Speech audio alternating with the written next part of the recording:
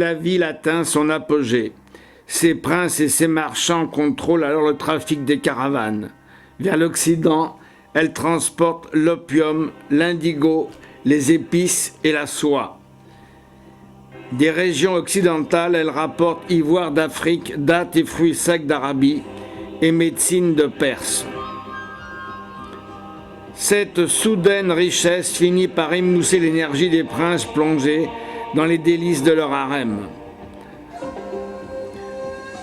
Les premiers ministres détenaient alors l'essentiel du pouvoir.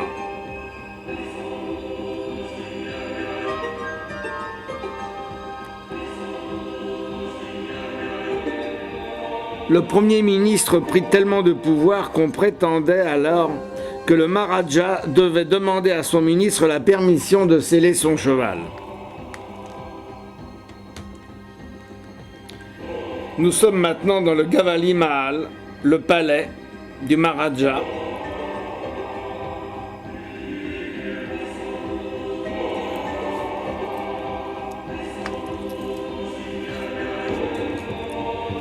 Nous trouvons une plateforme à degrés où se trouve le trône en marbre où prenait place le Maharaval pendant les fêtes du mois de Dussehra. Sur ces marches, par 2 fois au XIVe siècle, les femmes se livrèrent au sacrifice du Johar. Pour ne pas tomber vivantes entre les mains des assaillants, en l'occurrence les armées des sultans de Delhi, sur le point de prendre la ville, elles préférèrent se jeter vivantes dans un bûcher sacrificiel.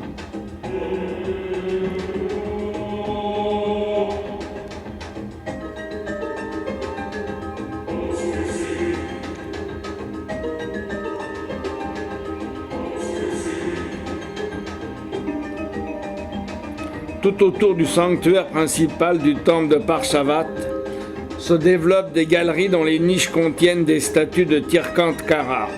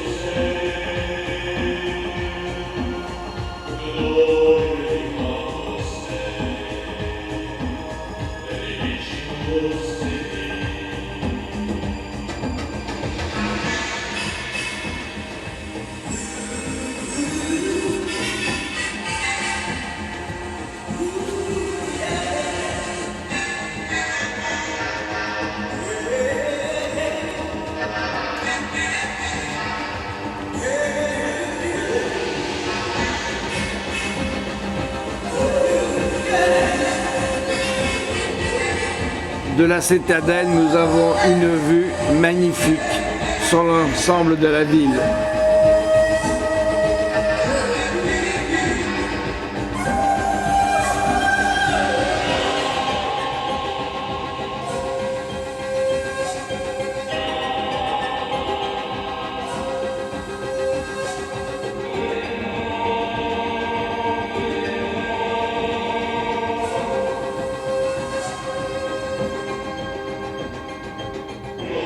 Gelsamer perdit sa souveraineté lorsque les Anglais en prirent le contrôle et tout le commerce de l'Ouest passait désormais par Bombay, le grand port créé par la Compagnie des Indes. Gelsamer était désormais condamné et les marchands abandonnèrent leur belle demeure pour exercer leur activité dans les grandes villes de l'Empire.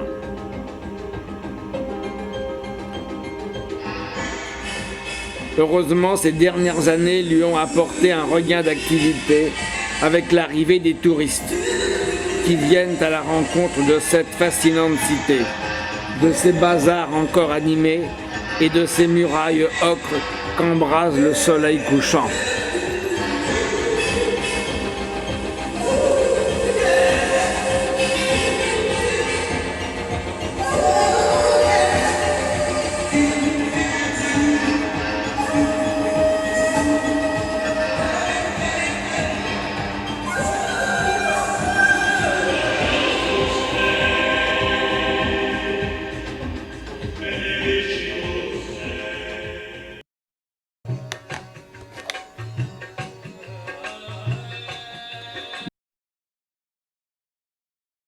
quittons maintenant Bikaner et nous prenons la route de Jaisalmer.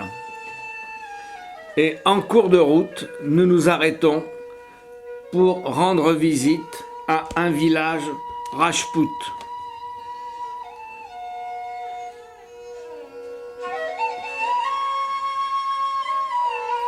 D'abord quelque peu effarouchées, les villageoises bientôt s'approchent de nous et quelques sourires apparaissent. Elles sont là, éclatantes dans leurs saris multicolores et leurs bijoux.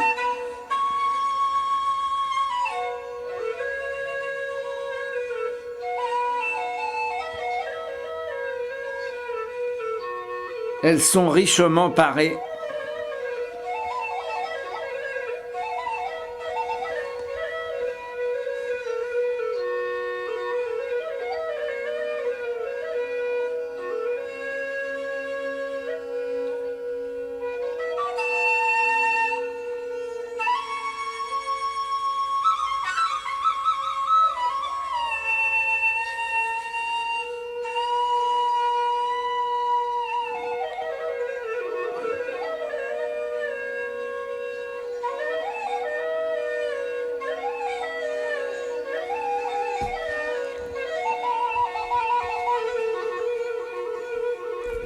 On pose pour la photo.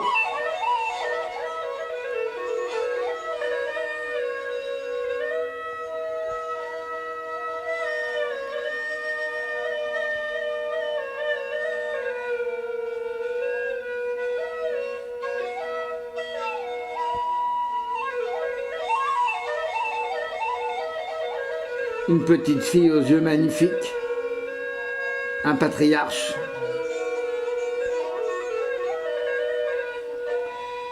C'est extrêmement intéressant de pouvoir approcher de près ces villageois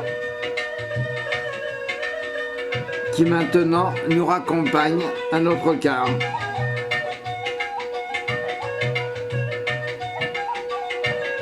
Pour les remercier de leur hospitalité, notre guide va leur offrir des échantillons de shampoing, de crème et de maquillage, qu'elles vont d'ailleurs bientôt se disputer, car hélas, il n'y aura peut-être pas pour tout le monde.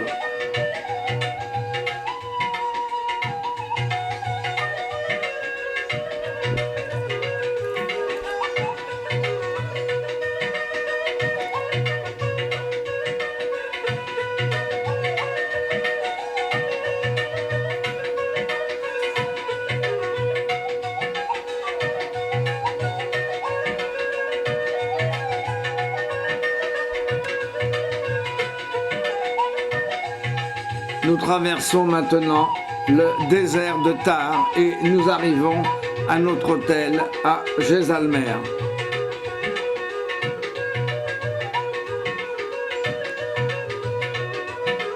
Un hôtel très kitsch dans sa décoration.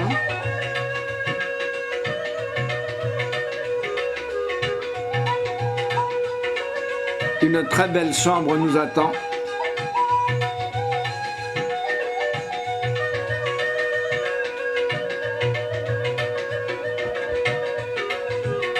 Et ce matin, donc, nous allons visiter la cité de Jaisalmer.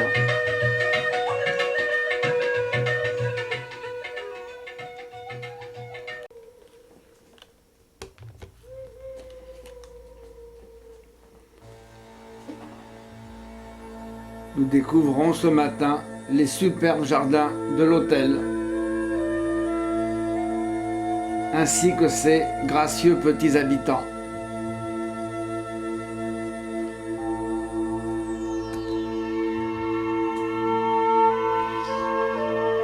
À propos de Jaisalmer, une prophétie de Krishna prétend que le divin berger promis au clan des Yadava, auquel lui-même appartenait, une capitale qui vivrait des siècles. Aussi, lorsqu'au XIIIe siècle, Jai Singh, chef du clan Yadava, qui survivait dans ces contrées inhospitalières, décida de construire une nouvelle capitale, il prit soin de consulter un mage. Pour commencer notre visite, nous allons près d'un lac qui se trouve tout près de Jaisalmer, un lac considéré comme sacré par les Jains. Les couleurs du matin sont éclatantes, le paysage superbe.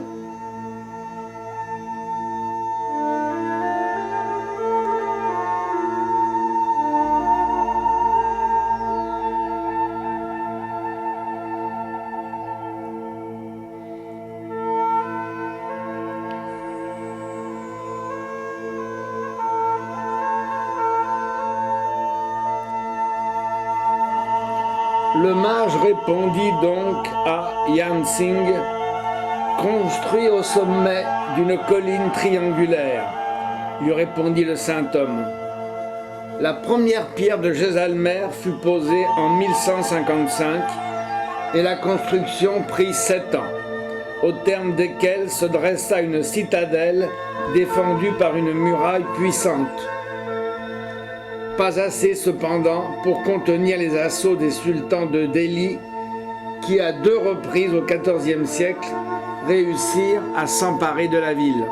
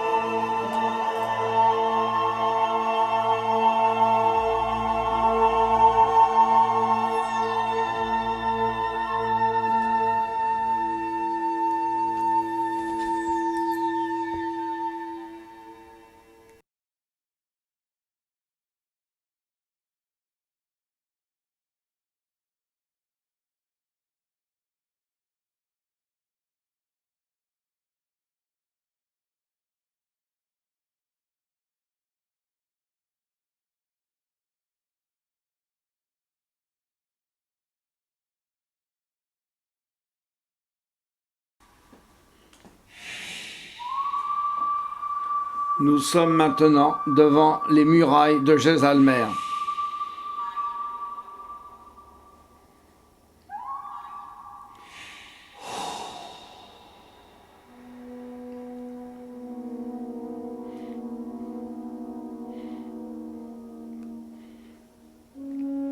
Madame la Vache trône toujours.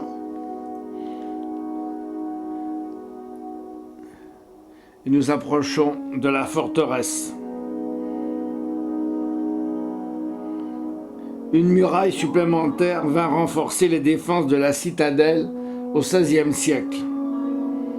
Mais au XVIIIe, la ville haute fut peu à peu délaissée au profit des nouveaux quartiers qui apparurent entre les 2 murailles. Des pâtés de maisons furent ainsi constitués à l'intérieur duquel chacun se groupait en fonction de son appartement ou un métier. Les plus riches familles se firent construire de somptueuses havélis, dont les dernières datent de la fin du XIXe siècle.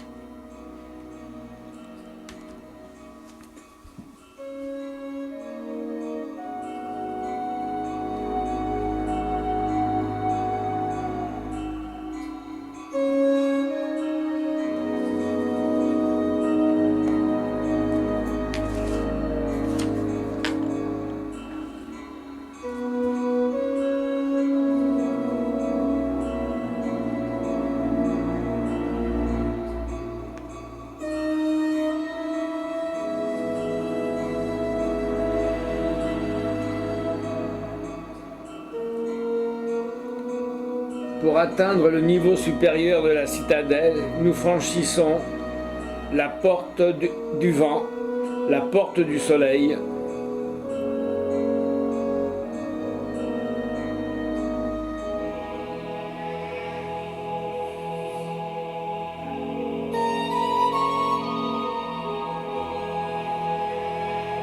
Le passage est largement investi par les marchands de textiles venus du Gujarat voisin.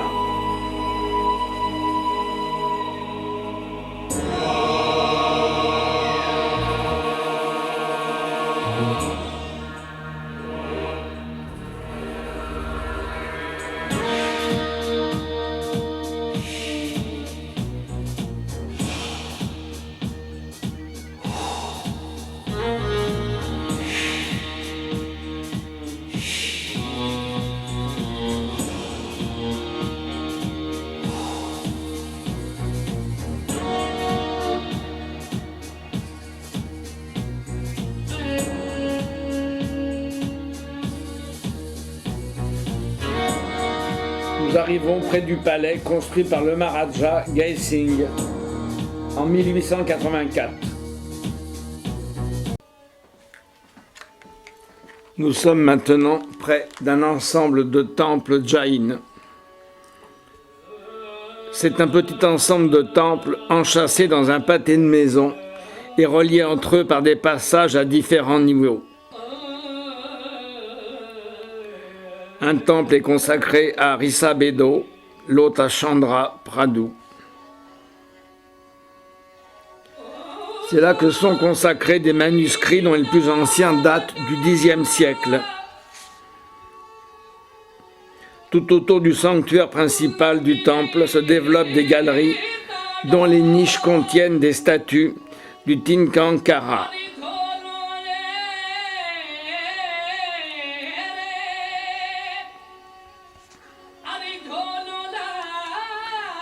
Et ici, le sanctuaire proprement dit, décoré de nombreuses sculptures disposées en registre, danseuses, divinités, et entouré de galeries.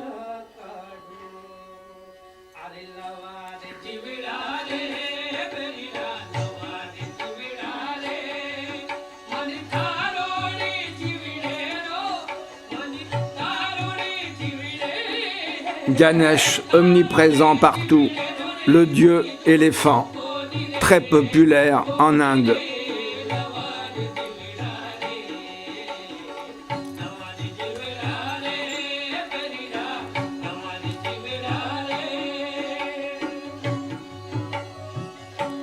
Nous nous promenons dans la ville basse, où nous rencontrons bien sûr l'omniprésente vache.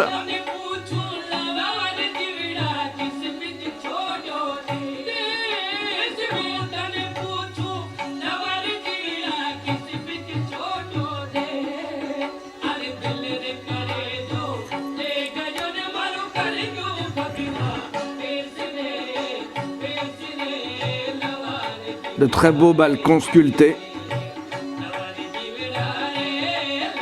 un musicien traditionnel,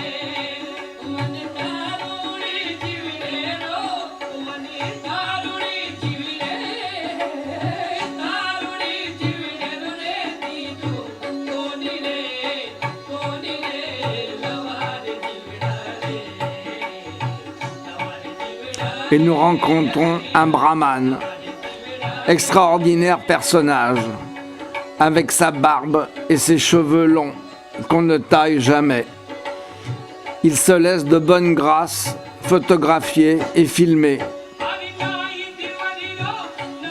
C'est une rencontre assez impressionnante. D'autres visages sympathiques. Images de la vie quotidienne.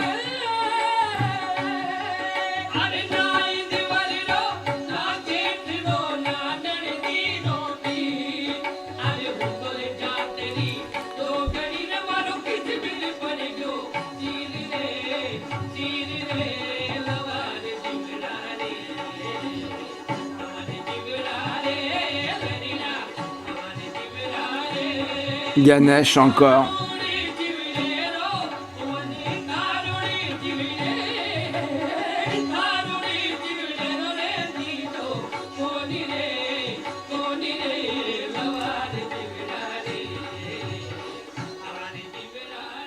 C'est l'heure de la sieste.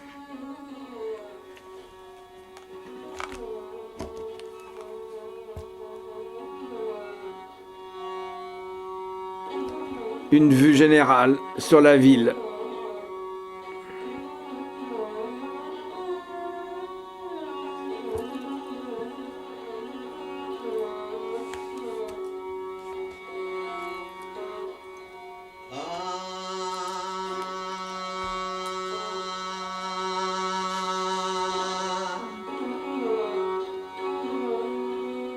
Kokalla तो गटकी तो गुजरे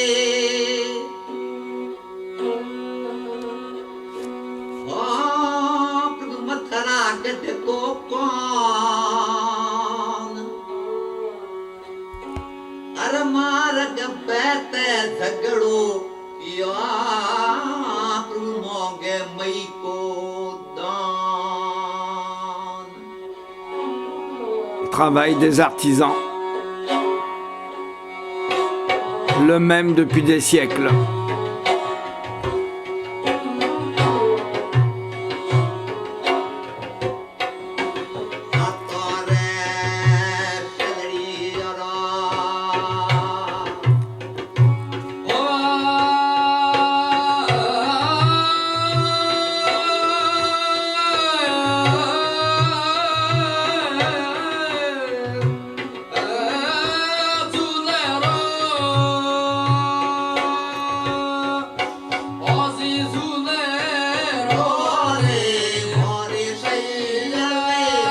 Il faut que je vous parle du pan, qui, dans la mythologie hindoue, serait né d'une aile de Garuda, l'aigle blanc, monture de Vishnu, et comme lui, il mangerait les serpents. Son insensibilité au venin des serpents, tant redouté par la population des campagnes, est sans doute la cause de sa popularité en Inde. Les plumes de pan multicolores sont utilisées dans les temples hindous pour éventer les statues des dieux.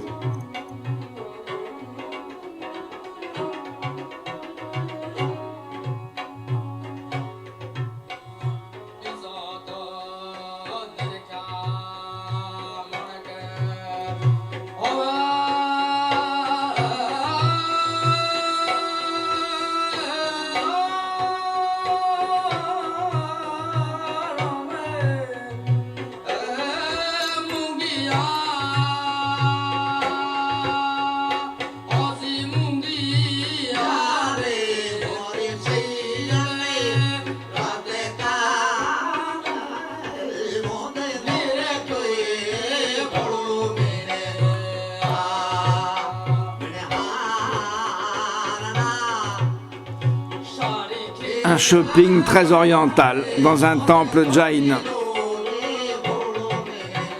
Et nous allons maintenant quitter Jaisalmer. Nous sommes dans le désert de Thar où nous allons faire une promenade à dos de dromadaire.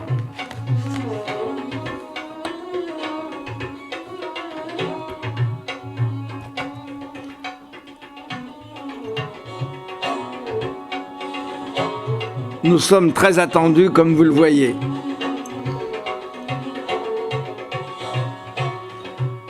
Voilà.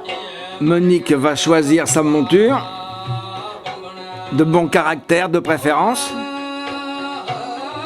Hop là, et voilà. On a une vision très hautaine du désert de Thar. Mieux vaut tard que jamais, n'est-ce pas ?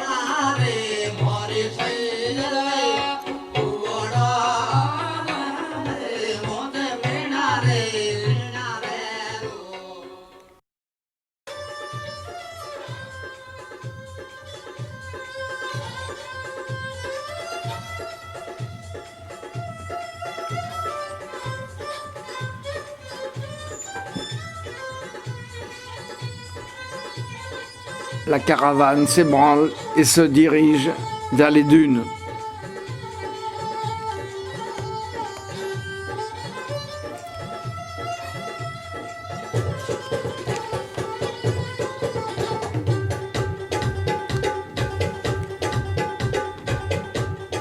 Dans les dunes de Sam, nous découvrons ici comme un Sahara en miniature, avec des dunes de sable fin. Désignées sous le nom de Dama, Elles peuvent se développer sur un front d'une dizaine de kilomètres. Cette partie du désert de Thar, transformée en désert sur une superficie d'environ 3000 km², est habitée par une faune assez clairsemée de lièvres de sable, de renards, de chats sauvages.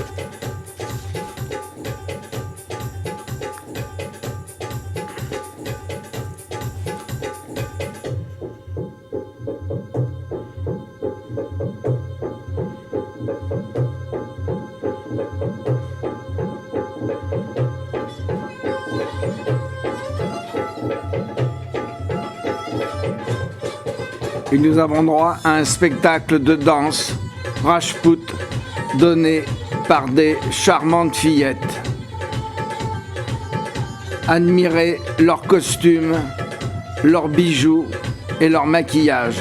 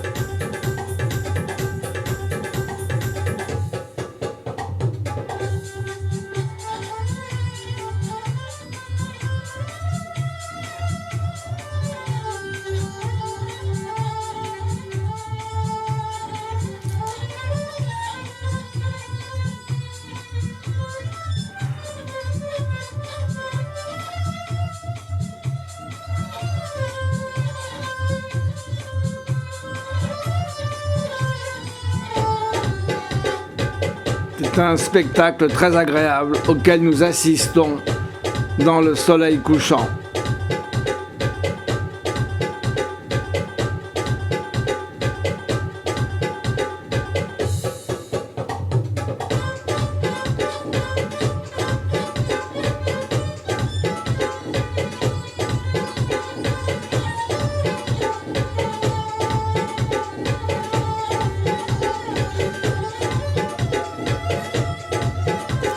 Monique a l'air tout à fait satisfaite.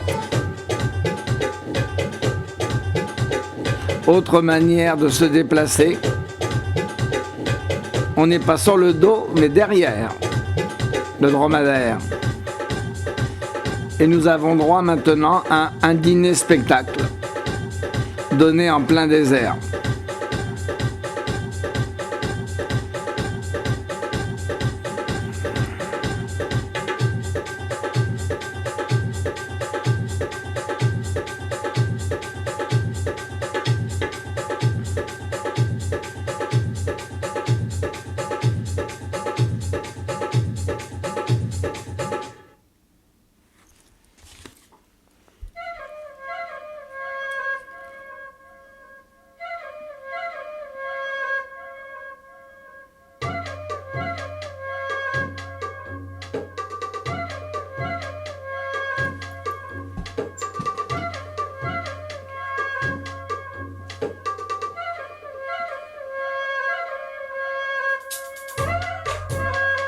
Le lendemain matin, nous quittons Jaisemer pour une longue étape de 295 km qui va nous mener jusqu'à Jodhpur.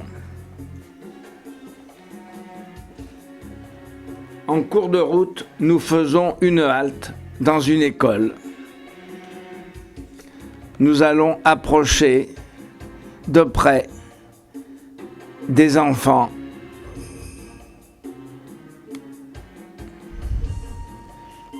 Nous arrivons au moment de l'appel. Ils sont tous assis par terre.